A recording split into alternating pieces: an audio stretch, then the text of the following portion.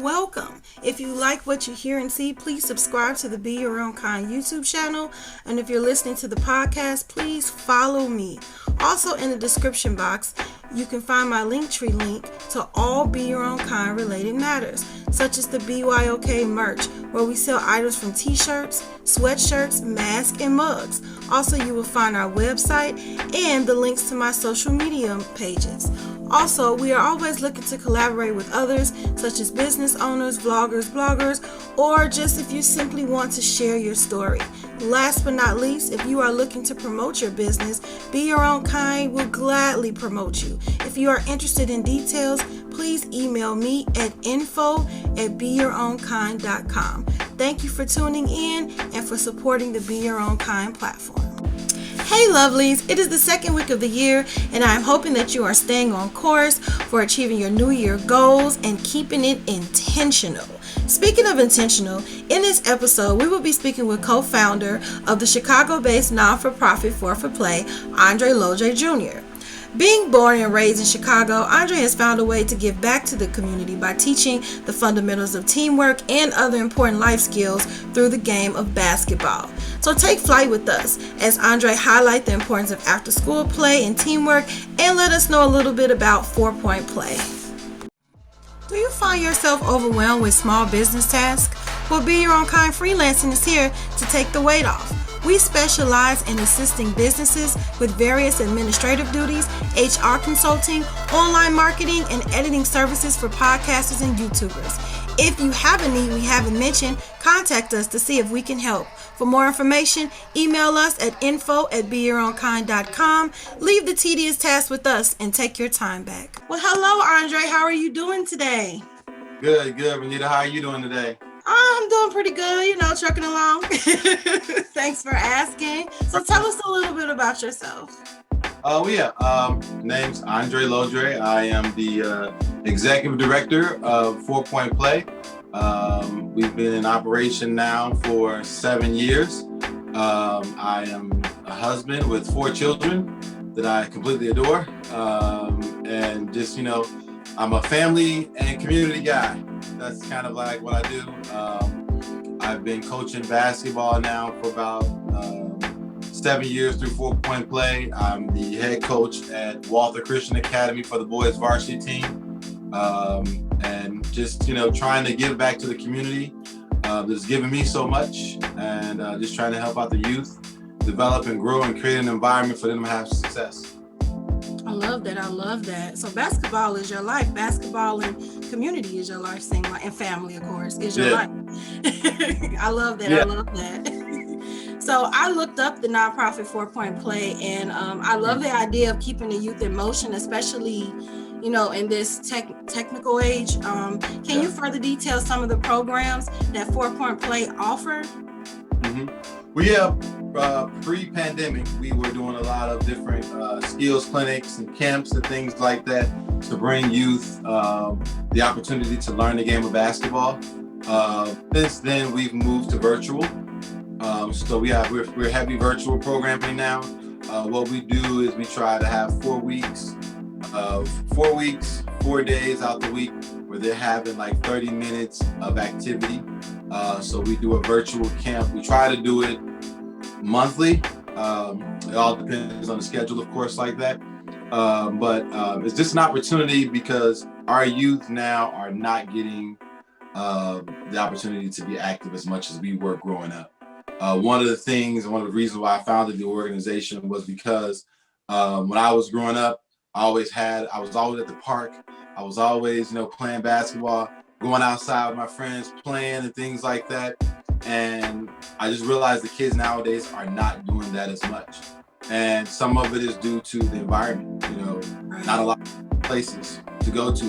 You can't go to your corner park anymore because there's some violence up there, some shootings, some killings, things like that happen, especially in our Chicagoland area. So trying to create an environment for our kids to have safe places to go to is very important, very part of our mission at 4-Point Play, to make sure they have that opportunity to have a safe place to be and grow, and also just having that social interaction. Right. You talk about our kids being more tech now, more at home more, and things like that. computer. And it's like, we need to understand that they also need to know how to be social, because when they get older, you're gonna always have to work with someone else. You're gonna have to learn how to develop those skills that allow you to be a good, whether it's a teammate on a sports team, a workmate at a coworker at a job, an employee for your employer. Like, you want to have those skills that translate to that type of environment. While we know we're not making sure that every kid going to the NBA and WNBA, that's not our goal. But our goal is to make sure that they have the right skill sets to be productive in our society and in the workplace as well. Yeah, you make a good point. It's one thing to know, to have a skill, but in order to land that job, you have to articulate that skill in an interview, and those are kind of skills that people overlook. Even with now, I'm wondering how the children are handling not being able to just socialize with friends, because they're in the house all the time. So just think of them being in the house during their free time as well, So you make a good point. I remember growing up, I saw double dutch ropes everywhere. People playing basketball, and I mentioned a double dutch rope to some young person. They're like, "What's double dutch?" I'm like, "What's double dutch?" That's like basic. Right. So you make a point. Like, are the children playing anymore? Right. Yeah. Right. Yeah. So I also read that 4-point play has impacted 5 zip codes in Chicago. How cool is that? Yeah, we do, and that's one of the things we try to do too, is we try to give it the Chicago land area. So we like suburbs as well as the major city of Chicago. And I think, and we know this from being in Chicago, years ago, there's been this re-gentrification of Chicago, and a lot of the kids that were either in projects or in low-income housing, they've been pushed out to the suburbs. And means that their economic situation probably didn't really change that much. Their location changed. So that means you got a lot of kids that would normally have a lot of resources right around them, park district right down the street, things like that right close to them. You move to the suburbs, you need cars to get everywhere. You need ability, your park district is not right around the corner. It is, 2 miles, 3 miles away from your home. So that changes that dynamic for them. And so we want to make sure that even those kids that are in those environments are getting some resources to them to be able to learn the sport and just have opportunity to play. And I think that was one of our biggest focuses. Yes, we are trying to impact, areas that need the most help, but we're also trying to impact those areas where there are kids that need help in that area as well. It may be an affluent neighborhood, but even in those affluent neighborhoods, you have a lower income class in that neighborhood, and they are struggling probably even more because they're growing up around rich and affluent people, and they are, looking at the expectations of their life that I should get what they're getting because they live in the same neighborhood as I do, and they're not getting it. And so we know that they need us more as well. So definitely trying to do that, but also definitely trying to bring those different zip codes together. Right. Having kids from North Lawndale, working out with kids from Austin, having kids from, Oak Park, working out kids from Chicago. That creates that equity that we're trying to look for in our country as a whole, because now those kids get to have a different experience with a different culture, different ethnic background, and grow an understanding. And that fear that they may have been in before is now being kind of, washed away because of that experience. And hopefully that allows them to, like you said, be a productive individual and a productive adult moving forward. Right. So how do you feel gentrification is going to play into that? I know that's happening a lot in the major cities, especially Chicago. Every time I come back, it's a different neighborhood. How do you, is that your way? Is gentrification like what am I trying to say? A thinking point on why you guys do that, or was that a thought pattern? I guess what I'm trying to ask. It was a thought pattern. I think once we started doing it, we got more intentional about it. Okay. I think we have to understand that gentrification is happening, and while we may not be in a position to stop it from happening or even want to stop it from happening, but we do have to create an environment where the transition can be good for all parties involved. And so that means those kids that are being pushed away or pushed to another city or town or wherever it may be, they're still getting resources as well. And those kids that are coming in, they're understanding like, you're moving into, Cabrini Green area has been a real gentrified area as of now. They've like overhauled that completely. Well, it's not the same Cabrini Green. And the Cabrini Green you saw on TV isn't what really happens in Cabrini Green every day. There are people that live here and they go out their day, they're hardworking people, and they're just living in Cabrini Green. They're not criminals, they're not doing this, they're not doing these bad things and stuff like that. There are good people here. And it's a way for us to kind of show the good sides of both people and bridge that gap using the sport of basketball. I like that. Yeah, I like that. So besides basketball, what other contributions does 4-Point Play make to the community? Well, we're like the little engine that could, and we all hands on deck. So if things need to be done, we do. Recently, we've been doing a lot of different, it was Christmas time, we helped out with a few toy drives. A big thing that we did last year and we're continuing on this year is we provide equipment bags, basically athletic care bags. So these athletic care bags have a basketball, 2 cones in them, a jump rope, a wristband, and a workout plan. It's a way for them. Well, one of the things we realized is that a lot of youth that we're servicing, especially when the virtual thing hit, they didn't have access to basketball. Not alone a basketball hoop in their backyard, they have access to basketball. So it was that sense for us, like, we need to get the basketball in their hands because we're doing virtual programming with no hoop required, but you need a ball. So a lot of kids, we have kids recently, like we've had kids that had playing with soccer balls, kids playing with beach balls, but they want to do the virtual work, they want to do the program, but they don't have the equipment to do it. So it was that sense for us that we needed to give them this equipment so they can stay active at home because their park district was closed. Their schools are closed, and that's where area they would probably get access to a basketball, access to jump ropes and things like that, and access even to a workout plan consistently. So we provided that as a way to kind of make sure that they are staying active at home. Last year, we were able to give out over 500 bags to youth in the Chicago area. This year, our goal is to be done with 2020 and give out 2,021 bags to youth in the Chicago area.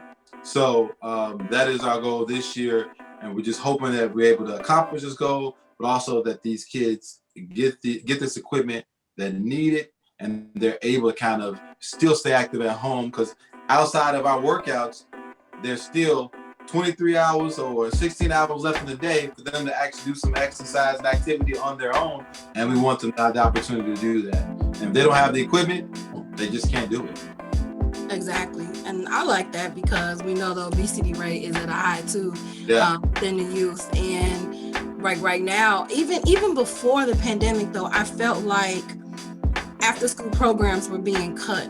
That's why I like this organization, because I feel like when we were younger, there were so many, after school programs with music, sports, all types of, what was I part of? The book reading club, like anything to keep you occupied. Yeah. So and that meant what? You were getting in trouble less crimes were happening.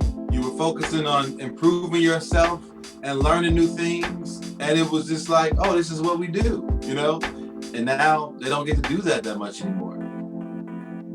Right, exactly. And so that's why I like organizations like this, because it's like, okay, if they're going to cut, the after school programs, we're going to be the solution. And that's right. What I see, 4-Point Play as the solution, to what the majority or the man thinks, is not necessary for kids. Right. So I really like that. So I know that most people only view basketball as a sport. Like myself, I know nothing about basketball. But they fail to realize, that there's so many skills that is learned from the game. So besides, the game and teamwork, what types of skills, what type of life lessons can the children learn from the game? Yeah, and I think the biggest, there's a bunch that they can learn. I tell you, there's a bunch. But the two that I think are very important, especially now with our youth growing up, one is confidence. I think a lot of the kids that are growing up now, they are not having that self-confidence that they need to be successful. You know, and so when there is someone that tells them no, or someone that tells them they can't do something, they are then, you know, I can't do it. They self-doubt, you know. And so we have 3 rules that we institute in our program. Rule number 1 is have fun. Rule number 2 is we don't say the word can't. Right. Believe they can do anything they put their mind to. Our rule number 3 is that we hustle to everything. You know, we're energized. So when I'm thinking of confidence, it's about that rule number 2. It's about that can. You know, and a lot of our youth that we encounter, that's the first thing they tell us. Well, I can't do that type of dribble.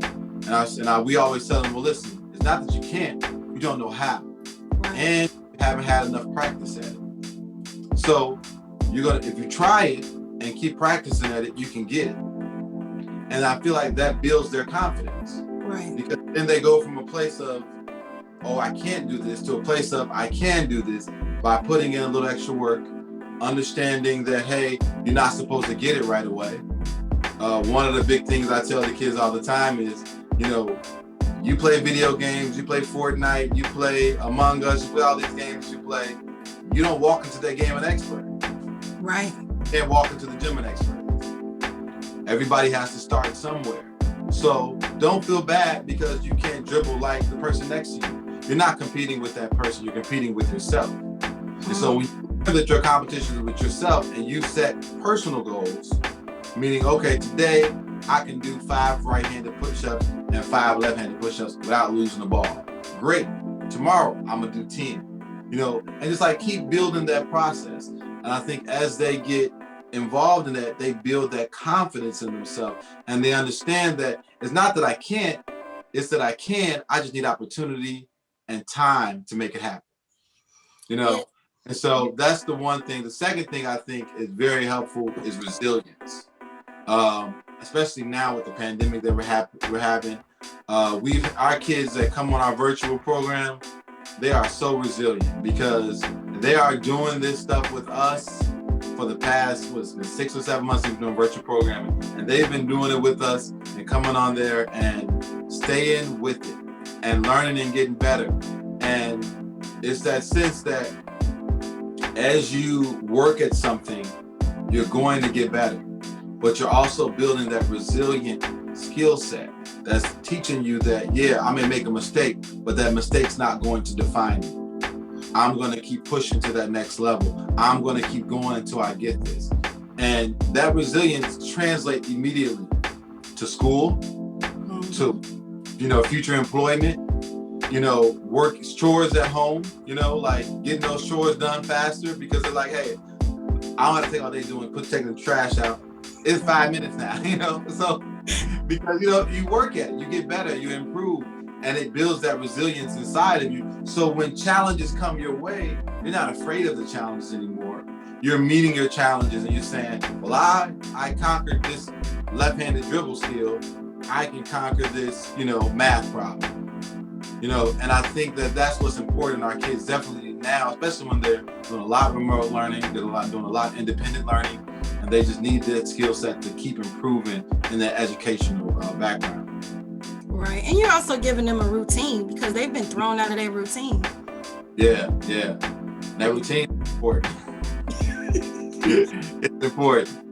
So you give them something to look forward to because in 2020 it was really hard to look forward to anything. And I can imagine that as an adult. So as a kid, yeah. I can imagine it's like, well, and I can't look forward to seeing my friends. I can't look forward to, you know, playing on the sport, you know, the team sports or anything. So, you know, I like the fact that, like you said, resilience, they like, oh, yes, it's time to do, the boot camp. So, yeah. And it's funny, we have a lot of kids that are excited about it. We're just like, oh my gosh, I can't believe they're excited about this virtual stuff. You know, it's for us, like it's funny because our coaches that work with us, we're so used to being in person. It's hard for us sometimes to be virtual because we're like, we just want to reach across the camera and tell the kid they're doing it, this gotta do it this way. You know, you feel like sometimes they need a touch to kind of make them do it right, and you can't provide that for them. So I feel like we feel it too on our side, and we're just trying to be resilient for them so they can get that skill set as well. You know, that's how we kind of do it. I just love what 4-point play is doing. I was reading the site and I'm like, oh my God, they do so much. And you know, I don't know, I just love it. I love it because once again, you mentioned the skills that you mentioned that, you know, can be developed in the game. I feel like that sometimes get overlooked in school. Yes, you need to know how to count and read, you know, but I don't think school prepare you for life, in my opinion.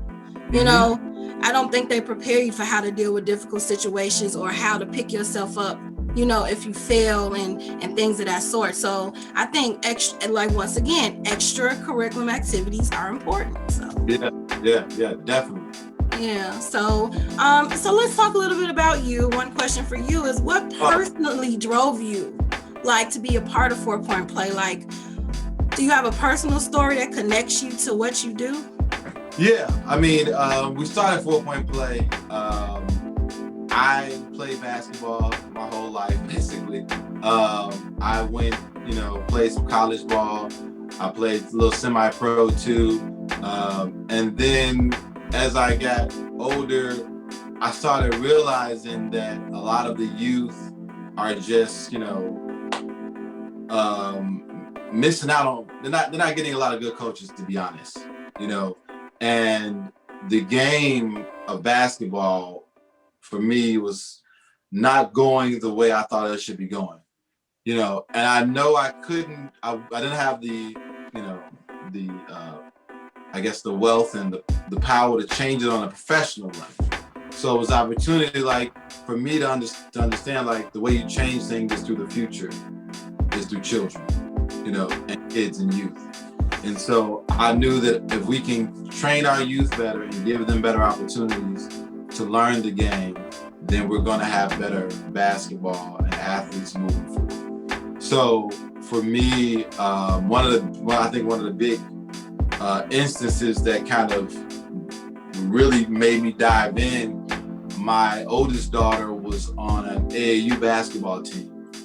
And I went to one of her practices. And at her practice, she wasn't the best player on the team. They had a girl that was pretty good. You know, they had a couple of girls that were pretty good. And I watched her get beat the same play, same way every time. And the coach never taught her how to stop getting beat, but he at the same time congratulated the person that kept beating her. And so for me, afterwards, you know, of course, it's my daughter. I was like, I pulled her to the side. I was like, baby, this is why you was getting beat. We got to stop doing this, you know. And of course, when I was showing her that, the coach came in and tried to, like, you know, co-sign with what I was saying with her. And so I realized at that point is that we need coaches that are looking out for all players, not just the ones that are good. And that's how you make the game better. You know, you teach the game in a way that everybody can learn it. And so when I saw that, I was just so hurt for my daughter, of course, you know, personally. I'm like, oh my God, he let my baby get beat like this. You know? But at the same time, I was hurt for the game of basketball and for the youth that were being taught this way. And so from there, really after that practice, I went really more aggressively in founding and starting 4-point play.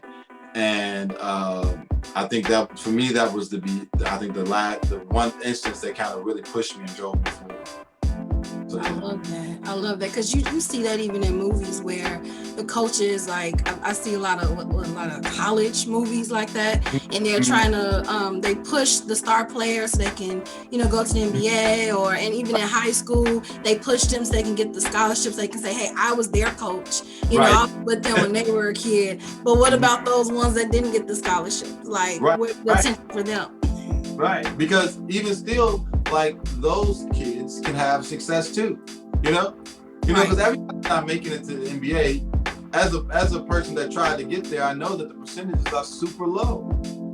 And so when you got a team of 15 to 18 guys, kids, maybe one of them is getting to the professional level.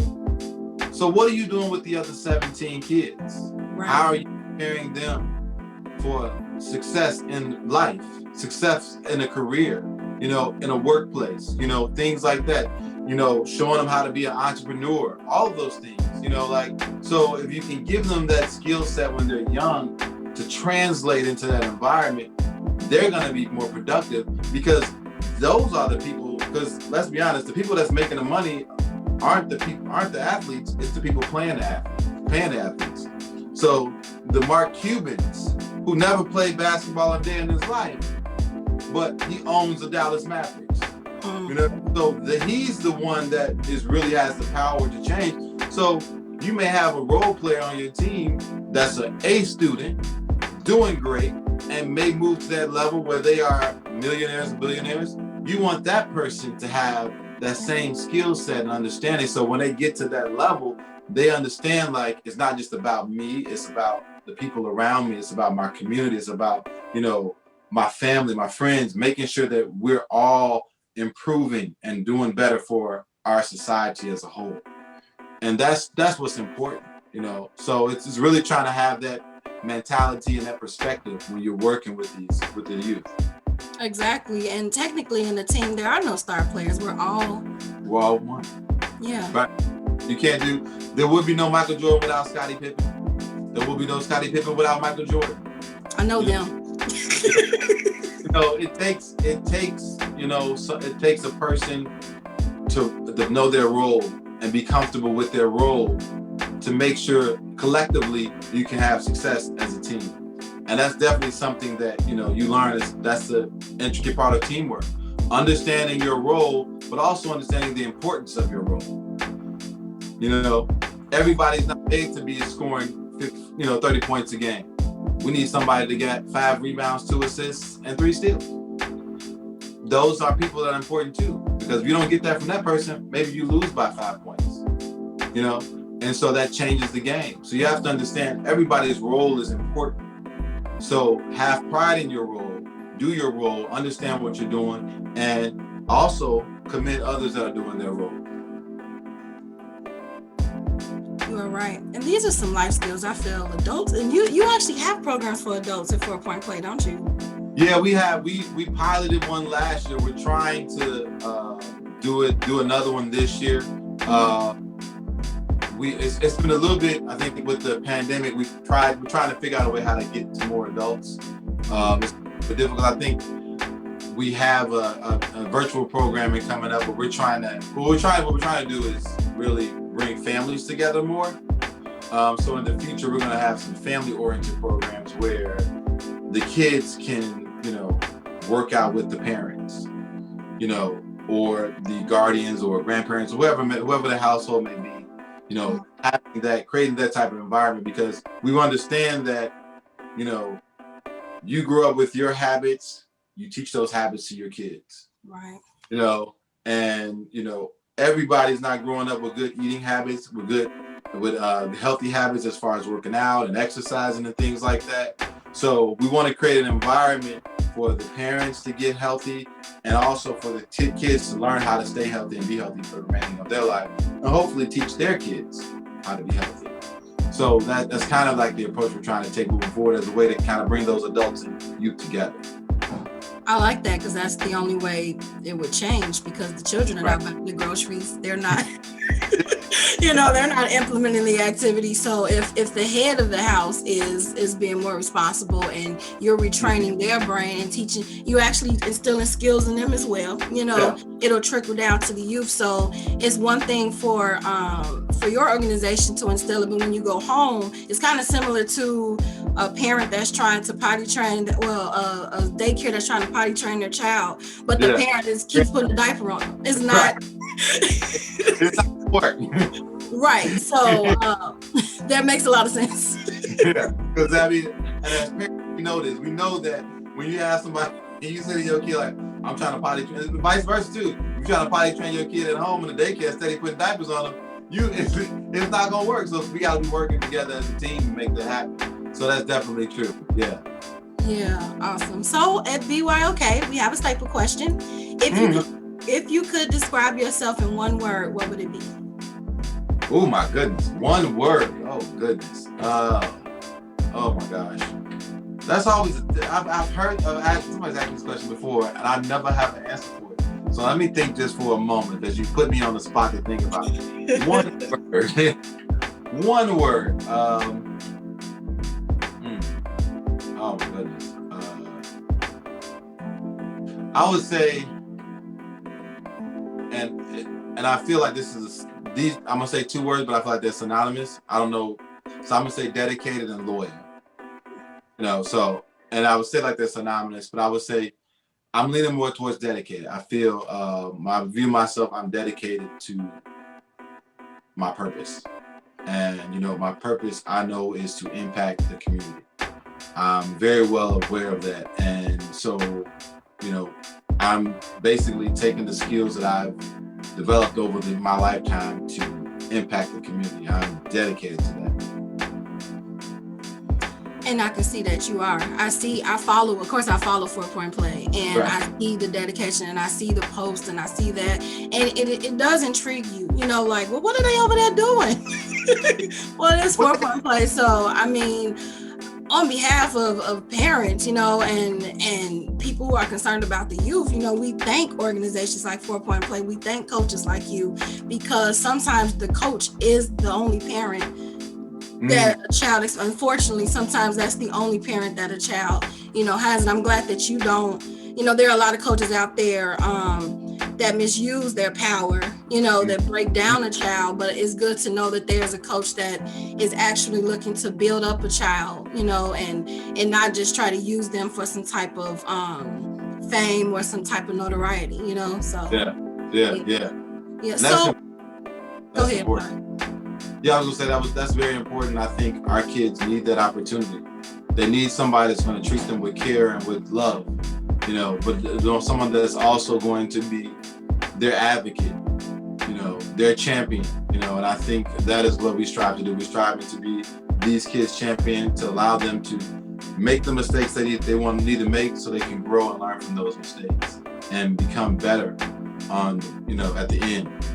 I heard a few years ago, someone asked me, because we were talking about my son, and I was like, my son is having some issues, and they were like, well, do you want him to be a good kid, or do you want him to be a good adult? And I was just like, oh, I want him to be a good adult.